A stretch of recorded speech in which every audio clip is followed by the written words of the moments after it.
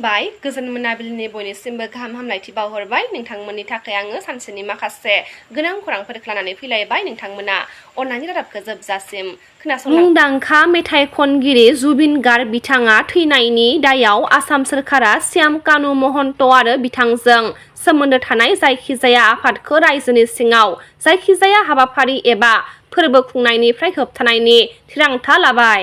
बलिउडनि मुंदांखा फावखुंगुर Shahrukh खानआ national film एवार्डखौ हादरगिरि Draupadi मुर्मुनि आखाइनिफ्राय आजावबाय। मख'नो गोनांदि जवान सावथुनाव फाव खालामनानै शाहरुख खान बिथाङा साबसिन फावखुंगुर महरै सायख'जादों आरो नेशनेल फिल्म एवार्डखौ साबसिन फावखुंगुर महरै मोननो हाबाय। मख'नो गोनांदि मिस्ट्रेस चेटार्जी vs नरवे सावथुनाव फाव खालामनानै साबसिन फावखुंग्रि महरै सायख'जादों फावखुंग्रि रानी मुखार्जी बिथाङा आरो थांनाय 23 सेप्तेम्बर खालि गोदान दिल्लीनि बिगियान भवनाव खुंजानाय 77थि नेशनेल फिल्म एवार्ड फोरबोआव हादोरगिरि द्रौपदी मुर्मु बिथाङा गावनि आखाइजों बान्थाखौ गथायनानै होबाय। बिसमुरियाव बर'नि गोदानै दिहुनजानाय जांख्रिथायनि थैसाम 2 सावथुन देखायफैनायाव माखासे गोबां जेंनाफोरखौ नुनो मोननाय जादों।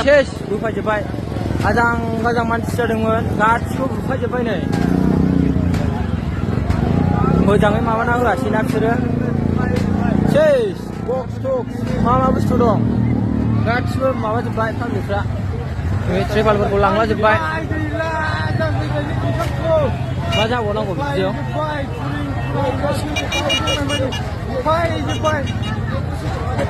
सेस बिटिसि बिसायख'थिनि उनावबो फिन आरोबाव थांनाय मोनायाव 5 नं सराइबिल बियाबनि इउपिपिएल दोलोनि मावख'खौ सावनानै होनायनि सायाव गोख्रोङै सोंखारिदों गसाइगाव जिल्ला इउपिपिएल दोलोनि गाहाय नेहाथारि डक्टर रामथानु ब्रह्म बिथाङा। नैबे जाहैबाय जोंनि सराइबिल ब्लक इउपिपिएलनि मावख'। दा बे थांनाय हरल' नङा आगोलबो इलेक्सन सोलिबोबाय थानायाव जोंनि मोननै स्टेरिं गसाइगाव टाउननि गेजेराव मोनसेया जाबाय तिनालि स्टेशननि खाथि बाहाय सावबाय बिथांमोना बेनिफ्राय जाहैबाय नैबे जोंनि नर्थ इस्ट गेटवे इन्टारस्टेट बास टार्मिनास माने बेखौ बङाइगाव बास स्टेन्ड होनना बुङो बाहायबो खालामबाय। दा मा गोसोखांबावखो बिथांमोनहा हयथ' नैबे इलेक्सन जोबखानायनिसो बेजों ना भट बारायगोन ना सोरबा गिगोन ना मागोन बे माने आतंकित खालामनाय माने पाब्लिकखौ रायजोखौ बेबादिखौ दिनैल' नङा थांनाय 17 बोसोरनि सरकारावबो आरो 22 बोसोरावबो नै जाबावबायसो बिथांमोना नुदों जे बिथांमोनाव ओरैबायदिसो जों भट खालामदों बिथांमोनाव जे सावनो जथेस्थ' थावानो गैबावला बायनो हानाय बादि हयथ' बिथांमोननो 2-3 हाजार हरदोंमोन लोङै बारा लोंफ्लांबाय पकेटाव हयथ' 100-200ल' बासिहैबाय पेट्रलखौ माने आधा लिटारल' जाबाय माने बेबायदि क्राइम खालामनायावबो करापसन खालामनाय बेबायदि सर' दा बेखौ आगोलबो खालामदों जोंनि सुबुं सम्पदमोनखौ बिथांमोना बे 80 थाखा 100 थाखानि गुलिजों जायनाखि हारिनि थाखाय खौथि भेलु गोनां सुबुं सम्पद नस्थ' खालामबोबाय आरो बोरैब्ला माने समस्थियाव सासे मानसिखौ जिउ साजा होनानै बा बुनानै सारा समस्ति मोनसेखौ गिहोनाय बेखौ मावबोबाय बिथांमोना आरो मा खालामबावबाय जेराव खामानि जेबो मावालासिनो बिल लानाय बेखौ मावबाय माने खम दामावनो माने मानसिफोरखौ सिगिनो हायो। मैयानाबो थिग बेबादिनो आधा लिटारसो पेट्रल लुनानै बे अफिसखौ सावलांबाय आरो बेहायथ' गिनांगौ खोथा बाहाय अलरेडि जोंहा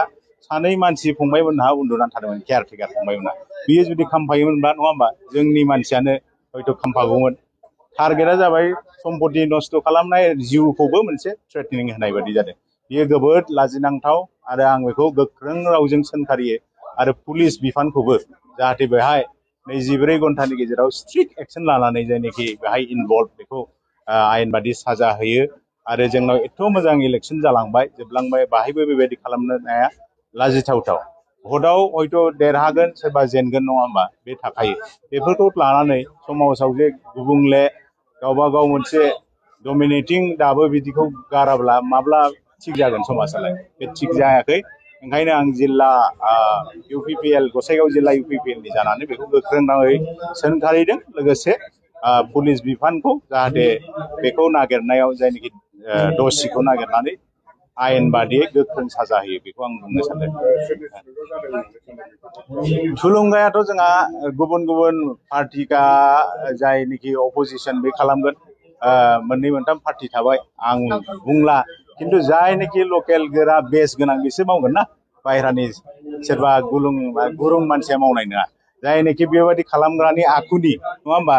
माने खि जाग्रा सैमाया खि जाखायो बे खि जाग्राया बे जायो आरोखि थ' बेबायदि टाइपनि रायजोफ्राबो हयथ' मोनथिबाय बेबायदि रोखोमनि मावग्रा मानसिफ्रा सोर दं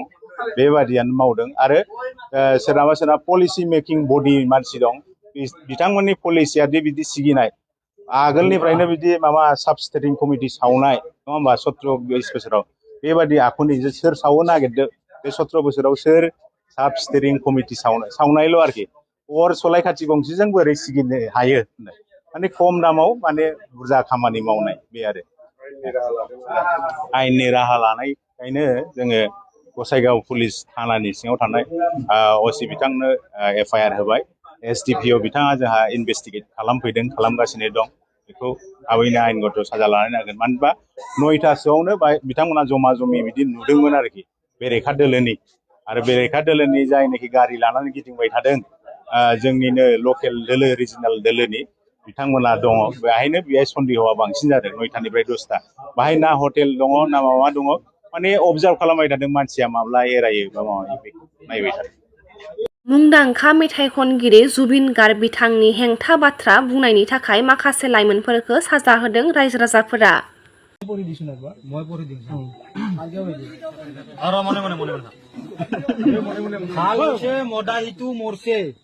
কি বালৰ জুবিন কি বাল গান গাই তেলাহি আই এম বহুত হেপি ছোৱাৰো বাচ্চাটো মৰিছে যে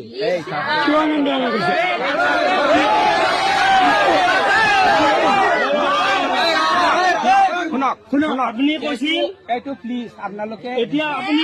নাজানা মানুহৰ কথা নেকি তদন্ত কৰক হা কি বেলেগে সেইটো মাৰি দিব পাৰে প্লিজ মই